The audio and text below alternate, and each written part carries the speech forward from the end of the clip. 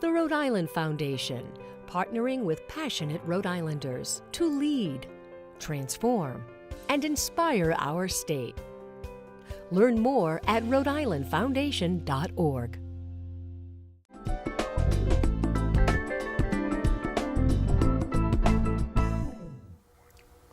Welcome to another segment of In Another Opinion, a public information program where our discussions are focused on the communities of color in the state of Rhode Island. I'm your host, Peter Wells. My guest today is Courtney Nicolato. Pronounce that properly? Nicolato, yes. Nicolato, President and CEO of United Way of Rhode Island. Courtney, welcome to the show. Thank you so much for having me, Peter. Oh, we're glad to have you. I mean, this has got to be one of your first. I think it is. I am week 4 on the job, and so yes, you have won the inaugural prize. Fantastic. I appreciate it. We try to be first. I like it. Listen, United Way has changed over the years. What is the mission today and your role in meeting that mission? You know, what's great about the United Way is our goal and aspiration is we want to be Rhode Islanders helping other Rhode Islanders, right? We want to ensure that Rhode Islanders have the tools that they need so that they thrive in our community. And I think that's what I love most about what we do is you can feel it everywhere you turn. You can feel it in the corporations who are running campaigns to raise the critical funds, or their teams are volunteering in the various nonprofits throughout our community. You can feel that in the staff members and the team members at United Way and within the nonprofits throughout the community, our policymakers and legislators. It's just, we love being the community convener. And we can help solve those big problems within our community by bringing all the right folks together at the right place and time. And United Way has long done that, but I love seeing it firsthand. It's a lot of fun. Well, you know, I go back years and years ago when United Way, prior to United Way, I guess it was called Red Feather or something along that line. Mm-hmm. But I was a Boys Club kid. And the Boys Club back in those days, the biggest benefactor we had was United Way or Red Feather United Way. Mm-hmm. And so there's this connection with the community that there's always been with nonprofits. But of course now nonprofits cover the gambit of services and today and community operations. So when I first came here, in Rhode Island, United Way was a little bit different. Mm-hmm. People donated every year. Mm-hmm. You chose your given charity through a number, and then United Way would dole out this money based on that process. And then I think it was about maybe 8 or 10 years ago, I participated in like a forum mm-hmm. that Tony ran mm-hmm. To bring in different people to come up with better ways to make sure that United Way was fulfilling the needs of as many nonprofits as possible. Mm-hmm. So now it's a little bit more systematized, I guess, yep. Than it used to be. Can you explain a little bit how money is in fact received and then given out? Absolutely. And so United Way has a kind of wide variety or wide-ranging folks within the community that support us. As I mentioned, corporations mm-hmm. and their support. They run workplace giving campaigns. These are big, huge initiatives where they are dedicating not just their funds, but also their time to bettering the community. So they're volunteering, they're sharing insights and stories as to what nonprofits or what community challenges are important to each individual and the corporations at large. We also have a wealth of individuals like our women at Women United who are not just donating funds but also working in the community with us. We have a young leadership circle made up of 1,500. Absolutely, if you are concerned about the youth in our community, don't be. Come meet these 1,500 individuals and see what they're doing, not just to really look at policy and advocacy change, but they're also looking at ways that we can come together for the systematic good. We then take those funds and we work through the community. So $4.7 million last year was brought back into the community to really focus on exactly what you said, systematic change, right? Mm-hmm. What are the issues within the community that need the most attention? And I'll give you lifelong learning is a great example. We have a chronic absenteeism problem in the state of Rhode Island. My son is in the 3rd grade. average third graders, 12% of third graders actually have chronic absenteeism, meaning 10% of the days of school they miss. Wow. And so collectively, we bring groups, nonprofits, various policymakers and others together to say, how are we going to solve the chronic absenteeism problem? We're doing that in lifelong learning. We're doing that in basic support, such as housing. We're looking at issues facing our homeless population. We're also looking at ways that we can continue to escalate as we think about the needs of our families in the state. So that 4.7 million plus, then we also work with various corporations and others to provide designated funds to the various nonprofits in the community. So it's looking at kind of the biggest picture, solving those big challenges, but doing it collectively. I see. So, but you still have the annual fundraising, I imagine, where a person can designate funds to a particular organization or program. Correct, and that our workplace giving season is happening right now, and so it's been a lot of fun to be able to go to corporations throughout the community and see their generosity and see how much social responsibility is embedded within the fabric of their organizations. You can give year-round to our organization and also provide designated funds to various nonprofits throughout the community. Yeah, very good. I used to, because I was a federal employee, and we had our own program that feeds directly to United Way. Yep, absolutely, and that has remained true, as well as state employees have their own process which we administer on their behalf. Very good. So, how is the health of the United Way today? Not only fiscally, but in terms of an organization. How big is the organization today, and its growth potential? So United Way is doing great, specifically in Rhode Island, and I think there's a number of factors as to reason why that is. One, we have a dedicated corporate giving and also dedicated donors throughout the community who really see the value proposition of being that community collector or community convener. Also, we have a permanent trust that was bestowed upon us decades ago, which pays for our administrative and fundraising expenses. So we're extremely fortunate to have that, because that means if you give a gift of $200, that $200 goes exactly where you wanted it to go. There is no administrative expense that occurs. That is all funded through that trust. And so that has allowed us to be really innovative and very purposeful about our funding, and has allowed us to grow as well. I also think that there's, like any nonprofit or any community foundation, there's opportunities to grow. We are very focused on looking at opportunities to bring in and nurture the new batch of nonprofit organizations who want to solve a big problem but need that help in escalating their work. And so we're looking at ways to create innovative approaches to allow the community to help us choose funding opportunities in the future. I think that there's also opportunities for us to enhance our work with our young leaders. I think that there's an appetite and a desire, and also we know that our young leaders have a genuine interest in growing nonprofit sector, but doing it in a very different way that I think even my generation and your generation wanted to. So I'm excited to work with them too. So there's definitely opportunities, but our strength continues to thrive at the United Way. How many partners do you have in the United Way? Do you know offhand? I mean, it's probably hundreds, I imagine, but... We see about 12,000 donors every year to our organization.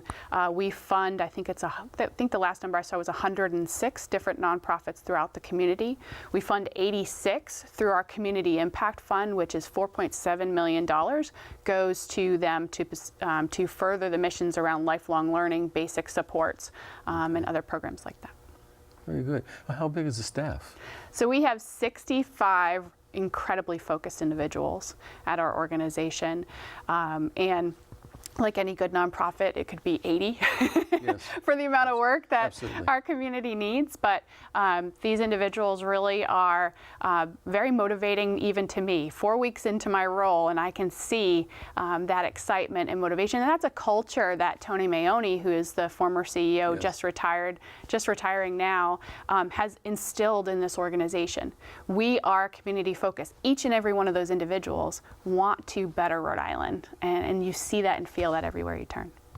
Tony and I go back a long way, and I say a long way, at least 15 to 16 years since I've been here in Rhode Island, and we've participated on boards together and what have you.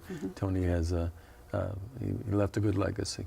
Unbelievable. It is big shoes to fill in every way, shape, and form. I jokingly say my shoes are just nicer, but his are bigger. And it's a legacy that I'm very proud to follow. I have taken organizations and led them after legacies before. But what I really love is Tony and I have a very similar mindset. We have very similar passion.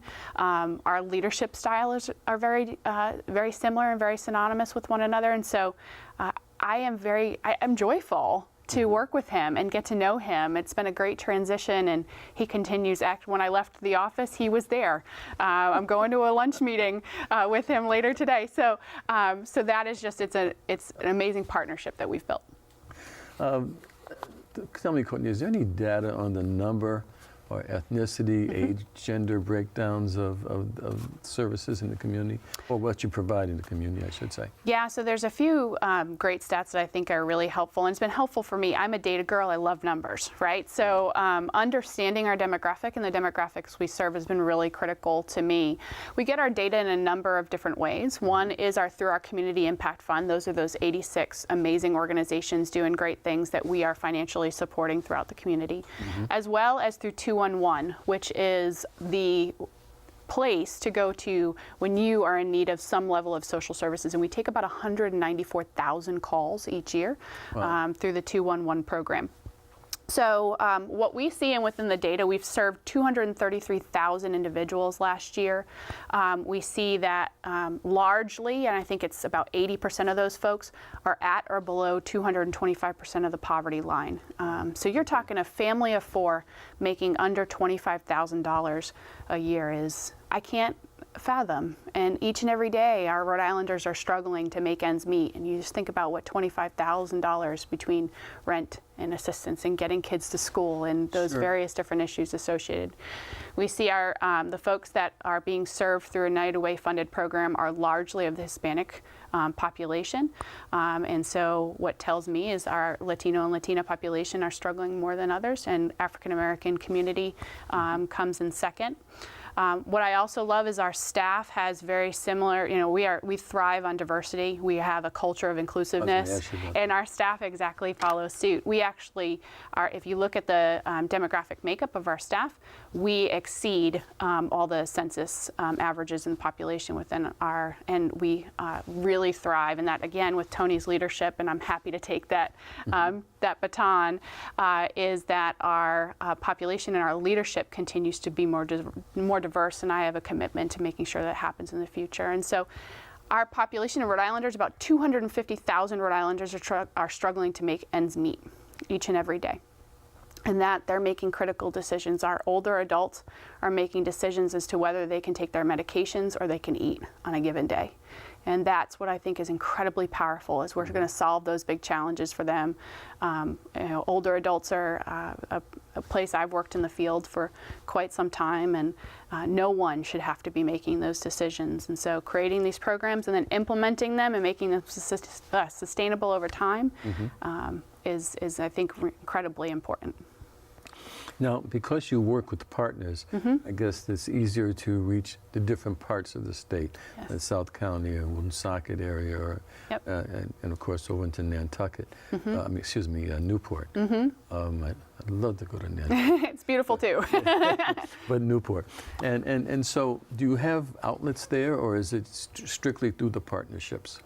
It's a little bit of both. While we don't have physical buildings in Newport County or South County and others, we have an RV that had made 55 different visits to various locations just in the month of September alone. Wow. And so we see about 10,000 of the 233,000 I mentioned earlier actually within the RV. So we're bringing our mobile unit throughout the community, as well as working with the great folks. The Boys and Girls Club of Newport County has a distinctive understanding of what the needs of Newport County are. Same thing with various different groups, Progresso Latino in Central Falls. And so so that allows us, through those collaborations, to really ensure that we're meeting the needs in those specific communities, but also having a presence through our RV and our partnerships.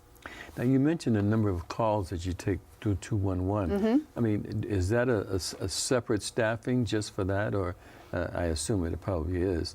How many people do you have working your phones?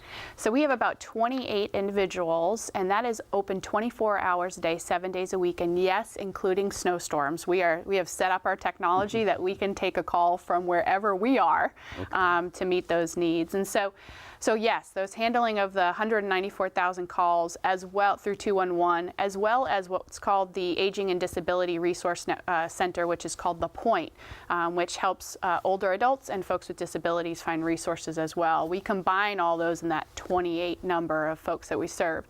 In a snowstorm, as an example, though, we actually have trained our additional staff who are not usually doing 211 calls to handle emergency situations. And so we can activate a volunteer and staffing network to be much larger than that, depending on the situation. So you depend heavily on volunteers? Very much so. And the United Way also runs the Volunteer Center of Rhode Island, and that's a really exciting thing, just recently, as of January. And so what's really great about that is we have opportunities that span the gamut. So if you have a volunteer that comes in that says, I do finance for a living, but I don't want to do that as part of my volunteer. I want to work with in emergency situations. We have the opportunity to then place that individual. So we also work and run, and we will be announcing that soon, the volunteer income tax program. And so VITA is wonderful, and will be, I think last year had $23 million to individuals through that program with 288 volunteers. And $7 million of that actually was through the Earned Income Tax credit program, which is really exciting. That's impressive. How do new nonprofits become members or partners with United Way? So there's no membership in United Way. As long as you are a federally known 501c3, you qualify to receive donations through us. So you will receive a United Way number or code that individuals can use. And in the resources that we provide to workplace giving, as long as you're a 501c3, you are accessible and reachable, and that code is available. So, and that is all over the country. So to give you an example, I ran the Senior Source down in Dallas, the largest nonprofit that serves seniors.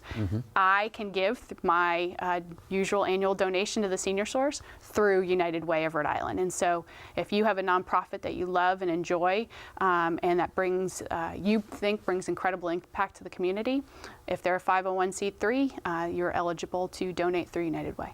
So to get that number, they just contact the United Way? Yep. Correct. And as soon as they become a 501c3, United Way Worldwide recognizes that number. And so that number is a national number, not just a state-based number. Is that something new? I don't know. I know it's been around for quite some time. As an example, I would give through United Way to a Rhode Island organization down in Texas. So, so yeah, it's been around at least a decade. I didn't know that was possible. Yep. That's good. Because, I mean, obviously people move around. Correct. But they still have their heart connected to something, somewhere. And that was exactly me, right? Yeah, exactly. I was in Dallas, Texas for 13 years, serving the community, actually national and international nonprofit work. And but my heart was still in the state of Rhode Island, always has been. And so it was a great way for me to be able to honor that. Very good.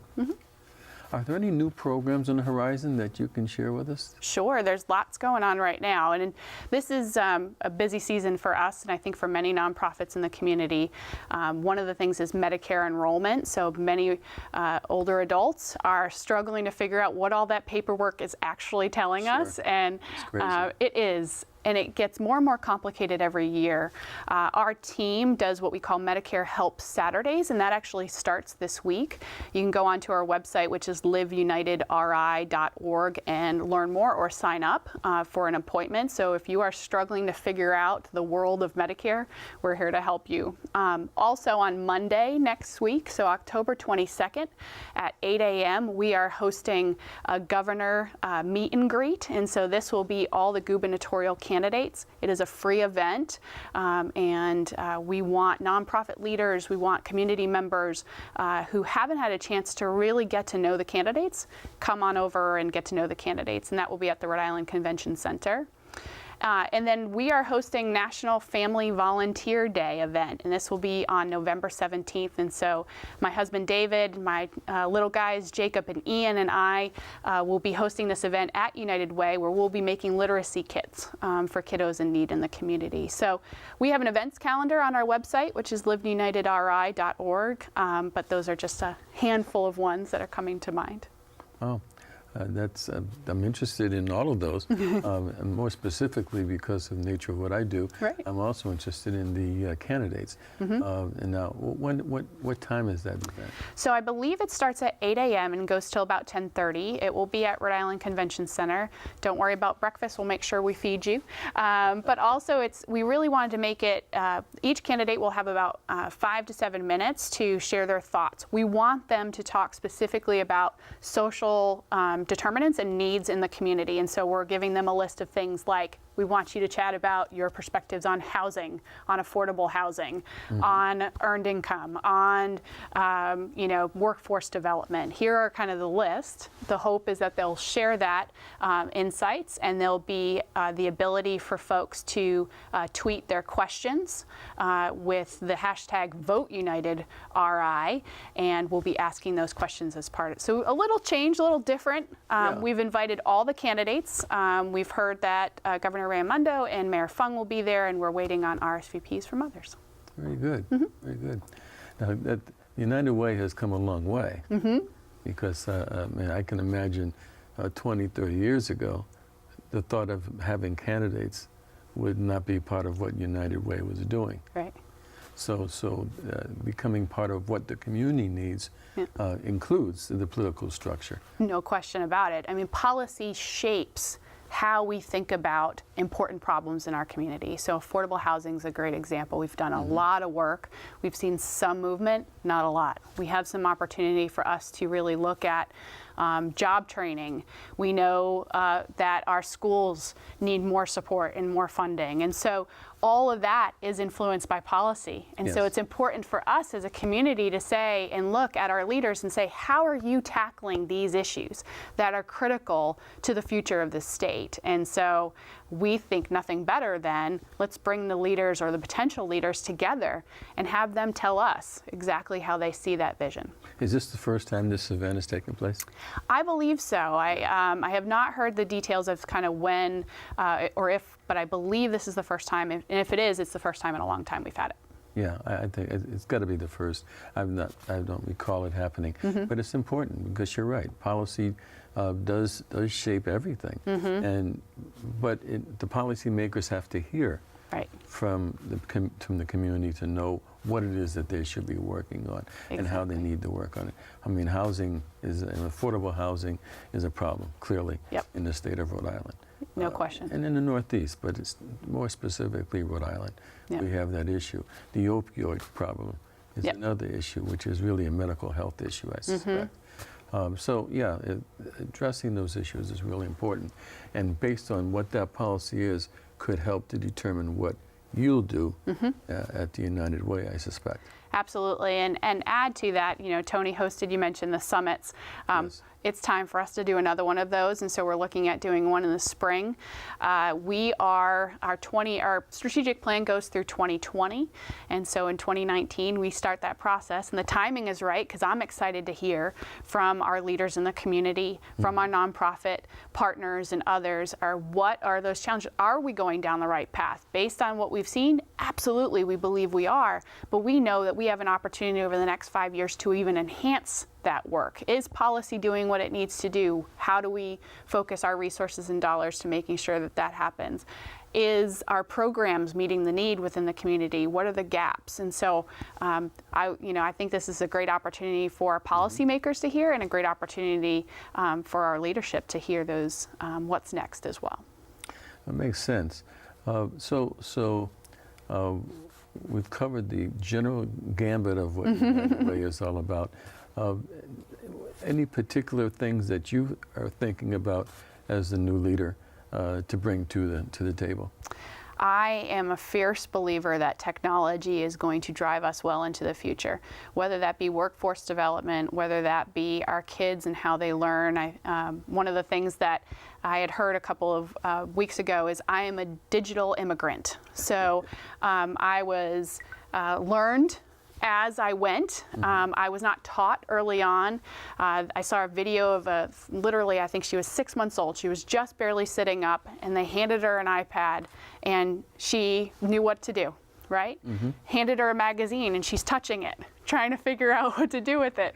That just gives you a good example of the change on how we educate our kiddos, how we think about workforce development. Technology has to play some type of role and enhance within our community. And so for me, technology and how we utilize technology for the greater good or for the social good of our community is critical. And so that's one of the areas that I'm excited about. I've also done a lot of work in my career about mentoring young companies, young nonprofits. And so I'm excited to bring new ideas and new concepts to helping foster innovation and innovative approaches. I also love, as we think about collective impact, meaning how do we understand? Rhode Islanders are very different, even from South County to Providence County to Kent County, you name it. Sometimes we see groups that are just throwing the same program out to these communities, but that's not what the needs are. And so we have to look at it systematically and also geographically. Sure. And so I'm excited to bring new approaches on how we think about, one, how we work and fund organizations, but also how we bring that community convening in a way that's really meaningful. We're doing great work already, but I think that there's an opportunity for us to enhance. Always room to change. Always right? room to grow. change. No question. Well, if there is something you'd like to leave with our viewers, anything particular you'd like to say?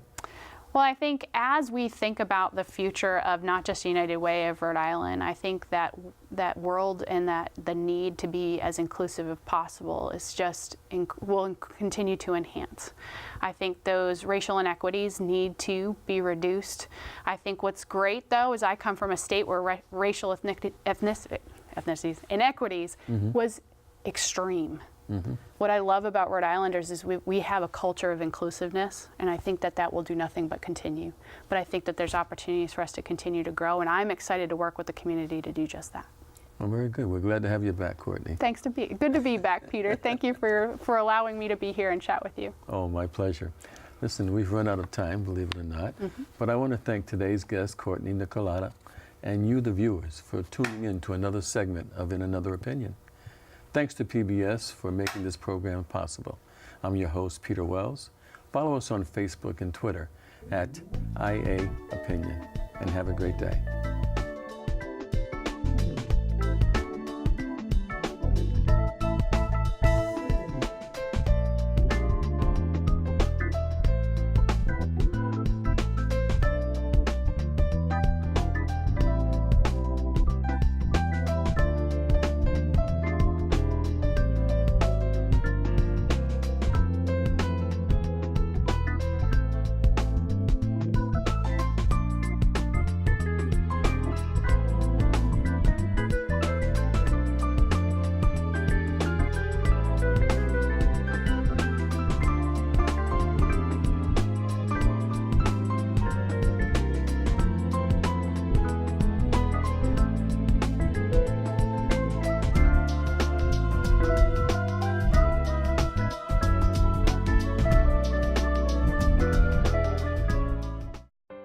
The Rhode Island Foundation, partnering with passionate Rhode Islanders to lead, transform, and inspire our state. Learn more at rhodeislandfoundation.org.